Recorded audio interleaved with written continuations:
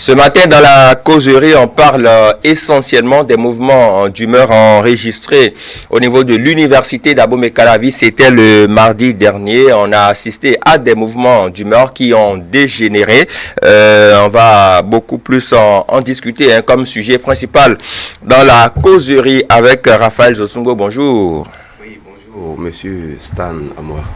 Comment allez-vous? Je vais très bien. Merci pour la disponibilité. C'est un plaisir. Plaisir partagé. En face de vous, Latif Boni, comme tous les matins, journaliste ici à E-Télé. Bonjour Latif. Stanislas, bonjour. Bonjour à chacun, bonjour à tous. Alors, Raphaël Zosungo, on a assisté tristement à ce qu'on pourrait appeler une actualité assez sombre de l'autre côté de l'université d'Abomey-Calavi. C'était dans la soirée de ce mardi, il y a eu des mouvements d'humeur qui ont dégénéré. Déjà, on va partir de l'origine de ces mouvements-là. Merci beaucoup, mon frère Stanislas Amour. Voyez, les étudiants ont voulu, les responsables des étudiants ont voulu que leurs camarades restent à la maison au risque de se faire contaminer par, au risque de ramasser le Covid-19 et le coronavirus qui sévit dans le monde actuellement et qui fait déjà, et c'est pas au Bénin. Vous voyez, donc, ils n'ont pas, ils veulent surpasser les décisions qui sont prises dans le pays et les décisions qui sont prises à l'université d'Abomey-Calavi. Parce que on n'a jamais dit que les étudiants restent à la maison. Si les étudiants doivent rester à la maison, je pense que ce sont les autorités du pays. Nous avons un ministre de tutelle, nous avons un recteur avec son équipe, nous avons un président du pays. Et ils ne l'ont pas dit, mais les responsables des étudiants ont voulu que leur père reste à la maison. C'est ça. Oui. Et d'accord. Et par rapport à ça, Latif Boni, peut-être que la suite, on la connaît. Il y a eu une perte en vies humaines côté étudiant, quelque chose qui est assez déplorable. Quand on revient sur l'origine de ces faits-là, est-ce qu'on n'aurait pas pu éviter de tels affrontements? Bien évidemment que là où il y a perte en vies humaines, là où il y a déjà échauffouré, on va dire des troubles qui ont dérangé la libre circulation des biens et des personnes, les mouvements, on va dire même affrontements entre étudiants et forces de l'ordre, ça, quand on enregistre ça, on se dit, tiens, ça pouvait s'éviter. Ceci dit, revenant sur les origines, je pense que les uns n'ont pas suivi ou compris la pédagogie des autres. En réalité, quand la pandémie a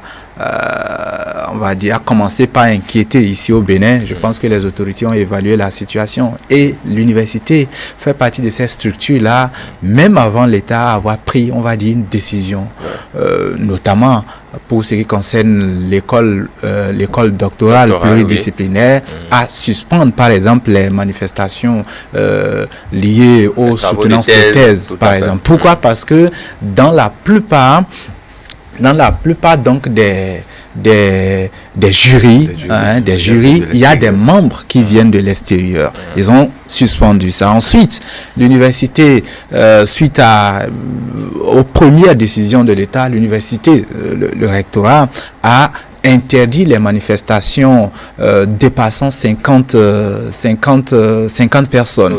Même manifestation par regroupement, parce que dire regroupement, simplement les gens peuvent confondre ça aux activités liées aux cours et autres. Mais les manifestations académiques qui ont trait aux soutenances, par exemple, qui ne sont pas des thèses. Toutes les soutenances ne sont pas des thèses, licences, master, par exemple, qui dépasseraient 50 personnes, ça, suspendu. Mais au-delà, les ateliers, les rencontres scientifiques, là encore, où on peut avoir des participants de l'extérieur, une fois encore, c'est suspendu.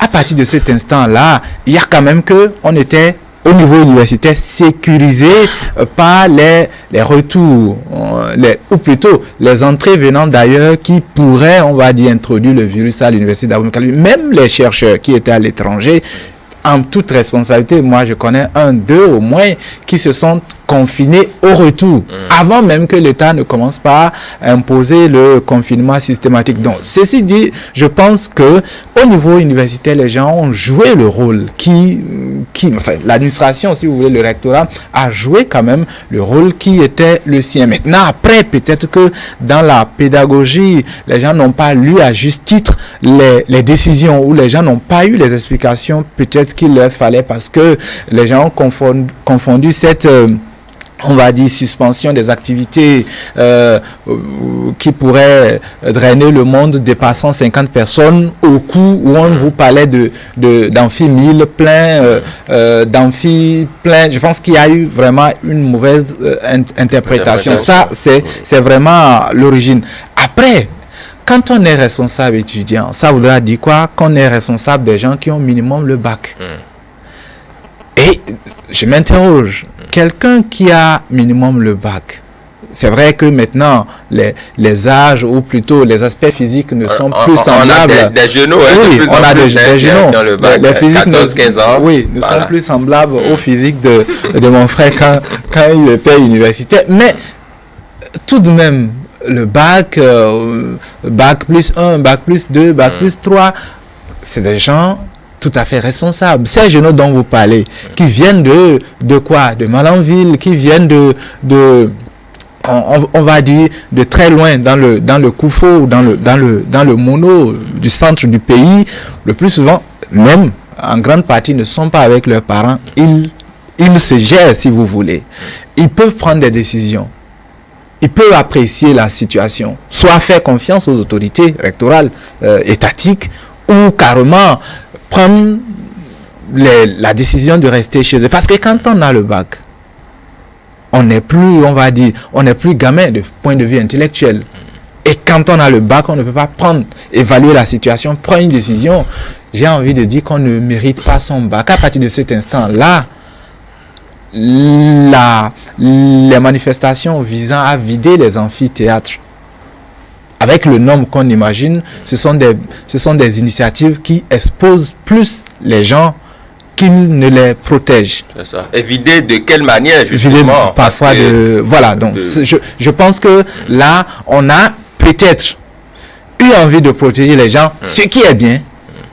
On a voulu éviter une certaine contamination, infection de ce virus-là à l'université, ce qui est noble. Mais la méthode n'a pas été... Il y a beaucoup de choses. On pourrait sensibiliser, même pourquoi pas dire aux gens, aux étudiants de s'associer peut-être pour avoir des gels ou des savons, tout ça. Il y a pas mal d'actions qui auraient pu se poser. Après, quand on finit de dire ça, bien évidemment, on regrette ce qui s'est passé. Personne ne peut cautionner de perte en vie humaine, personne. Parce que si nous voulons parler de notre police républicaine, on sait, retour aux élections dernières, elle a été exposée à on va dire, à des supplices pendant 1, 2, 3 jours pendant la période électorale. Souvenez-vous, la veille du scrutin législatif dans la zone centrale du pays, 1, 2 jours au moins, elle a été exposée. Elle a, on va dire, elle a fait face vraiment à une situation terrible, mais sans dégainer. Donc, ceci dit, pour un mouvement, ils ont toujours géré sans perte en vie humaine. C'est sûr que même ceux qui ont participé à cette opération-là ne seront pas fiers, ça c'est évident. Mais dans une république, il y a des gens commis et payés pour prendre des décisions. Quand les événements surviennent, après, c'est eux qui font les bilans, c'est eux que nous jugeons. On ne peut pas se substituer à eux. C'est ça. Si quelque chose advenait à l'université, d'abord on dira le recteur il a fait quoi, les forces de sécurité elles ont fait quoi, et puis les autorités étatiques, ministres, ensuite président de la République, qu'est-ce qu'ils ont fait? On ne dira pas qu'est-ce que la FNEB, qu'est-ce que les étudiants ont fait. C'est ça. Alors dans l'analyse de Latif Boni, on s'aperçoit aisément que les autorités au niveau de l'université d'Abomey-Calavi n'ont pas dormi sur leur laurier. Elles ont anticipé la situation. Maintenant, ce qui s'est passé mardi en soirée, c'est parti beaucoup plus de ces associations d'étudiants-là, de ces fédérations d'étudiants qu'on les appelle FNEB, UNEB ou bien UNSEB. En tout cas, ces responsables d'étudiants qui ont pris sur eux justement de vider les amphis, qui ont voulu quand même participer à leur manière à la lutte contre la pandémie en voulant demander à leurs camarades de vider les amphis, mais ils s'y sont pris de la mauvaise manière. Vous voyez, et d'abord, je commence par dire que la gestion du pays ne revient pas aux fédérations, aux associations, non. La gestion du pays revient d'abord au président de la République et son gouvernement. Ceci dit, la gestion de l'université revient au recteur et à son équipe rectorale.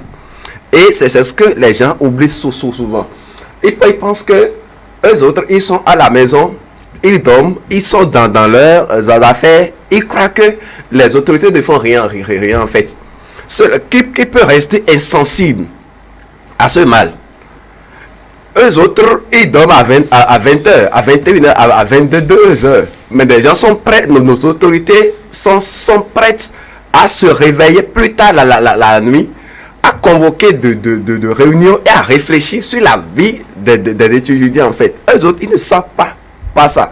Et en tout cas, ils n'ont pas ce droit-là de renvoyer d'abord les étudiants de l'école. Nous sommes dans un pays de droit. La démocratie n'est pas l'anarchie en fait. Oui, l'objectif visé était peut-être bon, mais la manière est reprochable. Non, la manière, il ne peut pas avoir de la manière parce qu'ils ne sont pas les responsables de l'université. Moi, je fustige le fait.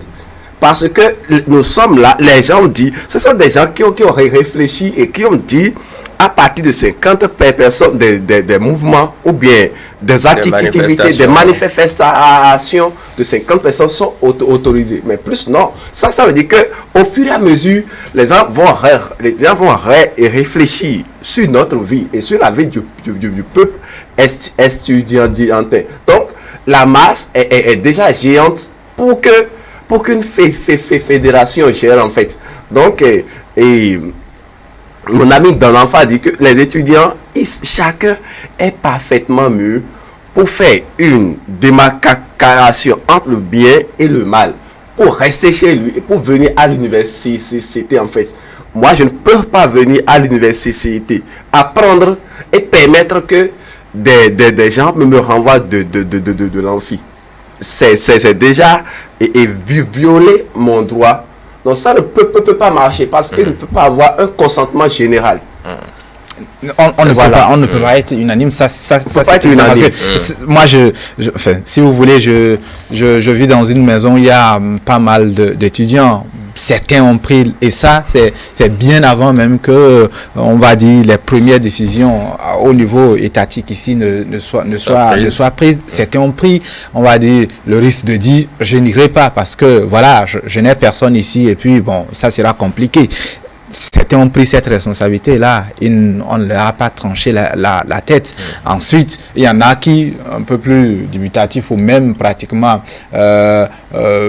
incrédules, qui allaient tout bonnement. Le soir, quelquefois, certains s'approchaient de moi, on parlait de la pandémie et puis des mesures et tout ça. Donc, je pense qu'il y a deux choses. Pour les responsables étudiants, quand on veut se rendre utile, il n'y a pas que, on va dire, l'action instantanée ou parfois même qui est très proche de la violence. Moi, j'ai suivi dans certains pays, je peux citer le cas, je ne vais pas citer le cas des pays de la Chine continentale ou même de l'Asie. Je peux citer le cas, si vous voulez, de Israël, où aujourd'hui, le mal est contenu parce qu'il y a une jeunesse qui est consciente, c'est-à-dire pas consciente, qui est consciente, mais non, je ne vais pas dire même responsable, mais qui est habituée au volontariat, qui est habituée à l'engagement. Et ils se sont mobilisés. Leur combat, si vous voulez, ce n'est pas vider quelqu'un d'un boulot, mais c'est assister, par exemple, les plus âgés, si vous voulez. Parce que aujourd'hui, l'urgence, surtout la priorité, c'est surtout confiner les plus âgés. Quand on les confine, les personnes vulnérables, malades, plus âgées, quand on les confine, comment est-ce qu'ils subviennent à leurs besoins? La jeunesse se mobilise pour, par exemple, en coordination avec les mairies, avec les autorités locales, par exemple, leur apporter à manger, faire les courses pour les pharmacies, faire les courses, si vous voulez, dans les magasins, tout ça. C'est un engagement, c'est un engagement réfléchi, mais un engagement qui ne peut pas mettre en péril la vie de quelqu'un. Parce que dans cet engagement-là, il y a quand même, qu'on se rappelle les bonnes pratiques. À l'université, il y a le mouvement de scouts, il y a pas mal de mouvements. Donc, on pouvait quand même organiser des choses, histoire à former les gens, à aller, à assister les personnes âgées, si vous voulez, même les personnes, autres personnes vulnérables. Il y a pas mal de possibilités dans un pays où nous savons que le système sanitaire n'est pas des plus mûrs, des meilleurs, dans un pays où nous savons qu'on parle d'assistance respiratoire commandée, mais que c'est pas un nombre suffisant. Donc, je pense qu'il y a des choses à faire. Je pense que dans ce combat-là, on a besoin d'une jeunesse qui sait vraiment évaluer le danger auquel nous voulons ou que nous faisons déjà face. On a besoin vraiment d'une jeunesse déterminée, d'une jeunesse qui se sacrifie, mais pas une jeunesse qui peut-être fait la bonne analyse, si vous voulez, qui sait bien diagnostiquer, mais qui au finish ne propose pas la meilleure solution. Parce que il faut le répéter, une nation, ça se gère. Une nation, pour être gérée, on désigne certains pour le faire. Et c'est à eux qu'on demande les comptes. Qu'on demande les comptes. Après, il y a quand même des circuits pour faire pression. Ça, c'est évident. Il y a des moyens pour faire pression. Encore que non, on était, ce mardi-là déjà, on était dans, on va dire, un jour après, 24 heures pratiquement après les décisions visant l'éducation. Où on dit école, collège, lycée, université, à partir du 30, vous êtes en congé, on va dire anticipé. À partir de ce moment-là, on pouvait éviter ce qui pouvait encore plus exposer les gens, ce qui pouvait encore plus user notre police républicaine qui a fort à faire. C'est ça. On est donc, par 7 ans et même en temps ordinaire, on le sait, notre nombre, ou plutôt le pourcentage, si vous voulez, proportion police-population n'était déjà pas, le quotient n'était déjà pas des meilleurs. S'il faut encore les occuper avec des manifestations où on ne tire rien de bien, je pense que on ne se fait pas du bien dans l'ensemble. C'est ça. Alors, continuons toujours, Raphaël Josungo, par questionner la responsabilité des responsables étudiants, parce que après tout, ils sont quand même des responsables élus, si je ne me trompe. Avec même un quotient, si vous voulez, un pourcentage représentatif. Voilà, donc ces responsables étudiants qui auraient pu quand même lire les décisions rectorales quand au niveau de l'école doctorale pluridisciplinaire, on décide de suspendre les activités liées à des thèses, des soutenances de thèses. Vous savez que la thèse n'y va pas qui veut. Il y a plusieurs années de souffrance, de travail, d'études. Quand on décide de suspendre tout ça, de restreindre un certain nombre de mouvements à l'UAC, est-ce que ces responsables étudiants n'auraient pas pu lire, n'auraient pas pu anticiper pour savoir que là où on va là, il faut respecter ce que disent les autorités et ne pas faire du bruit? Avait-il pour autant besoin d'y aller par la violence? Non, et la réponse est non, et demeurera non.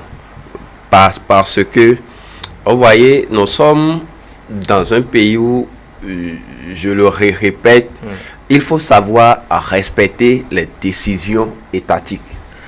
Ce n'est pas parce que je suis responsable d'étudiants que je vais gérer l'université, en fait. Il y a deux choses différentes. Vous avez une assise reconnue par les autorités de l'université. Cela ne veut pas dire que vous dépassez, vos prérogatives dépassent celles des autorités universitaires et du pays. Non. De ce fait, il faudrait que vous réfléchissiez en vous-même, trouver, puisque nous sommes en danger. Quand on est en danger, et cette manière désuète de faire toujours les choses, d'aller à l'émeute, aux affrontements, aux mouvements, je pense que il faudrait réfléchir pour dire que notre pays a évolué plus que ça. Et il faut apprendre à garder les bonnes valeurs. Vous êtes envoyé à l'université pour d'abord apprendre. Pour d'abord, c'est ça là que nous devons garder à l'esprit. Parce que à vouloir s'opposer aux décisions. Et voilà, nous sommes à l'image, les étudiants sont à l'image de leurs parents, nous sommes à l'image de nos parents. Oui, et quand vous le dites, vous allez continuer tout à l'heure, oui. Ils sont à l'université pour d'abord apprendre. Moi, je connais des gens qui ont fait l'université jusqu'à la fin, qui ne se sont jamais intéressés au regroupement d'étudiants, aux associations. Ils ont fait leur cursus, ils s'en sont sortis et puis ils sont passés à autre chose. Moi, j'ai fait des mouvements à l'université. Et je n'interdis pas de faire des mouvements. Mais il faudrait que nous soyons raisonnables. Il faudrait qu'on apprenne à respecter l'État. Ou bien à respecter le chef, à respecter l'autorité. Donc, cette morale nous manque en général au Bénin. Ce n'est pas dans le rang des étudiants. Hein. J'ai vu déjà dans le pays, et les gens ont écrit et publié sur les responsables politiques, des gens qui ont occupé de hautes fonctions, des postes ministériels, qui ne sont pas en affaires, mais qui écrivent pour que et qui qualifient déjà le gouvernement d'irresponsable. On revient à l'université. Non, je viens. Je suis en train de faire une série en fait. Parce que si nos papas réagissent ainsi, vous ne pouvez pas demander le contraire au fils. Non. Parce que mais le fils peut ne pas suivre l'exemple du père. Je reviens. La contamination, la contagion n'est pas difficile en fait. Parce que on nous dit, l'État prend une décision en fait. L'État prend une décision et dit qu'à partir de tellement nous allons faire ça. Les gens évoluent. Et ils réfléchissent selon les conditions, selon la vitesse de propagation du mal. On dit qu'on doit tout fermer, qu'on doit rester à la maison et fermer, tout comme si les gens ne peuvent pas réfléchir comme eux. Donc, vous voyez, les étudiants là, il faudrait que pour les fois à venir, qu'ils sachent raison garder pour la paix de nous tous. Et ça montre que nous sommes entre intellectuels et on n'a pas forcément besoin de faire du bruit. Ils devront déjà aller au niveau des autorités rectorales. Si c'est le recteur, mais je peux pas, je sais, le recteur qui a pris des mesures ne peut pas leur dire d'aller renvoyer les gens de la salle. Donc, ils se sont dévergondés, c'est caractère de la loi établie pour se faire autre loi. Et ça ne peut donner autre chose que ce que nous sommes en train de voir là. Donc, s'il s'était bien comporté, on n'aurait pas pu assister à cette déviance là. Non. Il y a mesures qu'il faut prendre dans ce sens là. Il faut aider. Par exemple, le recteur à multiplier les mesures de lavage de demain, par exemple. Si je vois, par exemple, les responsables d'étudiants dans ces actions, c'est plus encourageant. Il faut féliciter plus ces actes en fait. Lorsque on dit que nous avons 10 pots de lavage de main, il faudrait multiplier à 20, à 30. Et là, on défend des choses comme ça. On peut comprendre. On aurait même pu mettre bien sûr, au niveau des amphithéâtres. C'est ce que je dis. Je parle en conséquence de tout à fait. Non, je suis d'accord. Je suis entièrement d'accord avec lui. Ce dont on parle d'abord, parlons de la nature des mouvements étudiants aujourd'hui. Vous savez, il y a eu entre-temps une suspension, ensuite une suspension qui a fait du bruit, mais le gouvernement s'est expliqué et a tenu ferme. C'était une suspension pour réformer travaillé pour instaurer la représentativité. Une représentativité qui visait quoi? Deux choses. D'abord, que les étudiants se reconnaissent dedans. Ensuite, que les responsables aussi se sentent crédibles parce qu'ils auraient une base et ce qu'on pourrait appeler des raisons de se sentir crédible et même légitime. Parce que issu d'un scrutin que sur le plan national, tout le monde comprend, il y a un seuil pour être représentatif et même on va dire, être reconnu et donc parfois être devant l'autorité et échanger, si vous voulez, même contribuer ou participer à la recherche des solutions face à certains problèmes. Donc ça, c'est de ça qu'il s'agit. On a donc ces entités-là, si vous voulez, ces associations qui sont reconnues parce qu'il y a un processus préétabli. Ceci dit, après, quand vous êtes association d'étudiants, quand vous êtes organisation estudiantine, c'est que vous avez quand même, on va dire, une dotation, si vous voulez, un accompagnement de l'État. Ensuite, vous avez quand même des possibilités d'avoir des partenaires. Vous avez des possibilité, que ce soit à l'interne ou à l'externe, de mobiliser les moyens. Je ne dis pas qu'il faut à ce niveau se situer au rectorat, mais bien évidemment, l'effort qu'on fait pour vider les amphithéâtres, on peut par exemple intercéder auprès des enseignants pour dire il y a danger, repartissez votre cours de 4 heures en 2, une moitié de la salle s'installe pour respecter les mesures barrières et ensuite 2 heures pour une autre moitié de la salle. Ça, c'est quelque chose que si vous proposez en commun accord avec les enseignants, en commun accord avec les responsables des décanats, personne ne peut vous prendre pour fou ou pour violent. Ça, c'est une chose. Ensuite, il y a quand même des démembrements de ces associations-là qui sont dans l'engagement, par exemple, au niveau de l'environnement. Ces gens-là, on va dire, des unités spéciales, ces organisations spécialisées des grandes associations ne font pas du bruit avant d'installer, par exemple, les poubelles, ne demandent même pas au rectorat avant d'aller installer des poubelles, donc faire des achats. Donc, je pense que de ce point de vue-là, on aurait quand même pu poser des actes, on va dire, école. Oui. Parce que après, quand vous, responsables, vous posez des pots, vous posez des petits dispositifs plastiques avec robinet, ça ne coûte pas grand-chose qui puisse dépasser les organisations étudiantes. Quand vous faites ça, les étudiants avec qui vous travaillez sont à même de dupliquer ça au quartier, répliquer ça à la maison. Vous faites école. Mais quand même, tout ce dont nous parlons aujourd'hui n'est qu'un rêve parce que nous tous, on a été étudiants et on observe très bien la tradition de lutte au niveau de l'université est une tradition à rebâtir, à reconstruire. Parce que vous avez parlé de la lutte, à refonder. Vous savez comment ça se faisait. Ouais. Il y a plus de muscles que du cerveau et c'est tout le mal. Je n'ai jamais...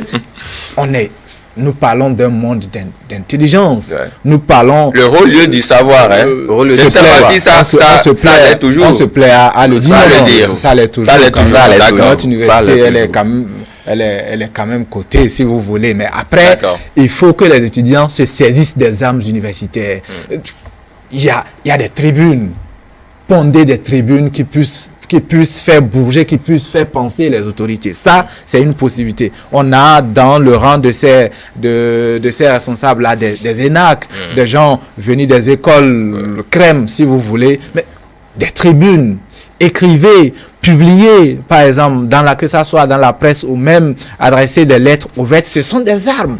Ce sont des armes. En plus, il y a pas mal de moyens de pression. Les médias, l'université a ses médias, et puis les médias sur le plan national sont quand même friands des sujets venant de l'université. Donc, je pense que on peut lutter. Quand on est universitaire, on peut faire de l'engagement, mais de l'engagement dans l'exemplarité, même au point d'éduquer les parents. Parce que un apprenant, un étudiant aujourd'hui qui ne fait pas réfléchir le parent, ça voudra dire que c'est inutile pour eux d'avoir payé depuis Karimama pour que les enfants viennent chercher le savoir à Cotonou. Si le père devait être toujours éclairé, le fils devrait ou pouvait quand même rester auprès de lui pour se nourrir de son éclaircissement. C'est ça. Donc, je pense qu'aujourd'hui, il y a une tradition de lutte à refonder.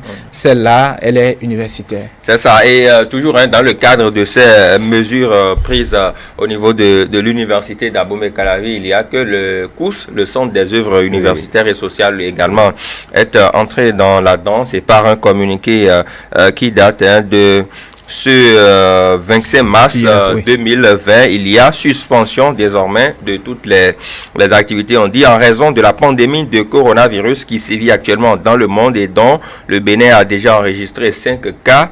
Le Centre des œuvres universitaires et sociales de l'université d'Abomey-Calavi, COUS-AC, a décidé de suspendre ses activités à partir du lundi 30 mars, une mesure prise afin de lutter contre la propagation de cette maladie. Ça veut dire que au niveau de ces unités-là, également, on est conscient du phénomène. Du phénomène. Et les gens ont agi.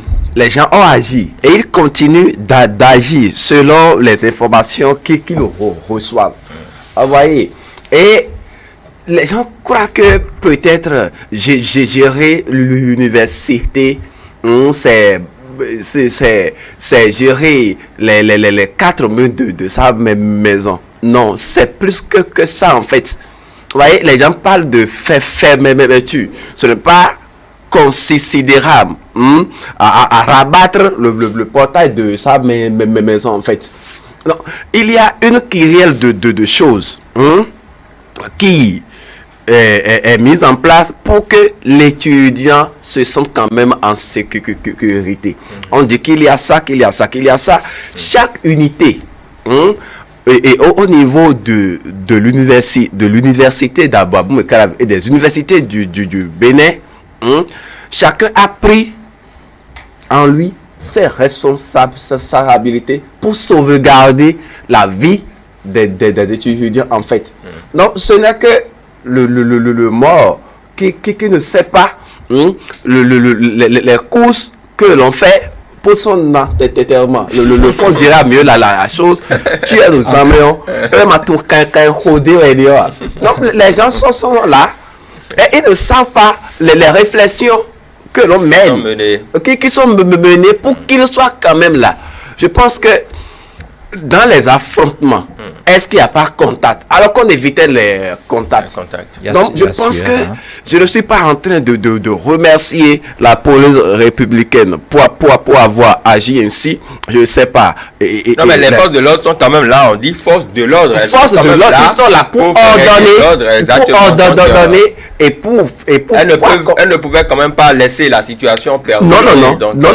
Non. Moi, je ne peux pas venir étudier, m'asseoir dans ma réflexion et tu viendras me sortir. Parce que c'est ces gens-là, nous étions à l'université, j'ai fait UNICEM. J'ai participé à leur mouvement. Je sais comment nous renvoyons les gens. Il a participé à ça. Mais ce n'est pas dans les conditions paisibles. Il n'y a pas la quiétude. Non, on ne choisit pas. On ne choisit pas aller là.